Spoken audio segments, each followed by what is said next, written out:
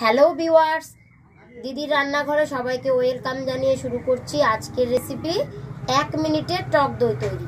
মাত্র 1 মিনিট সময়ে টক দই তৈরি করার জন্য আমি 5 টাকা দামের 2 প্যাকেট গুঁড়া দুধ নিয়ে নিয়েছি। এবার গুঁড়া দুধগুলো একটা বাটিতে ঢেলে নিচ্ছি।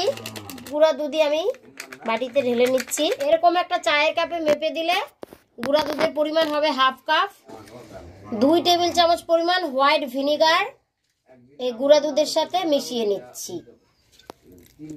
2 টেবিল চামচ উষ্ণ গরম জল ও 2 টেবিল চামচ হোয়াইট ভিনিগার দিয়ে 1 মিনিট নেড়েচেড়ে গুঁড়া দুধের সাথে মিশিয়ে নিয়েছি। তো এটা কিন্তু টক দই হিসাবে একদম রেডি হয়ে গেছে।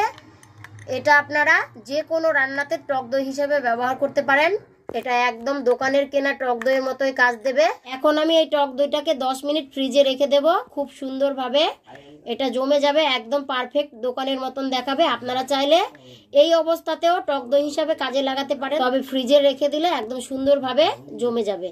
তো অবশ্যই রেসিপিটি ফলো করে এইভাবে 1 মিনিটে টক দই তৈরি করে যে কোনো কাজে লাগাতে পারেন। যদি ভালো লাগে একটি লাইক, শেয়ার, কমেন্ট ও আমার চ্যানেলটি সাবস্ক্রাইব করে পাশে থাকা বেল আইকনটি বাজিয়ে দেবেন পরবর্তীতে নতুন নতুন আরও অনেক রেসিপি পাওয়ার জন্য।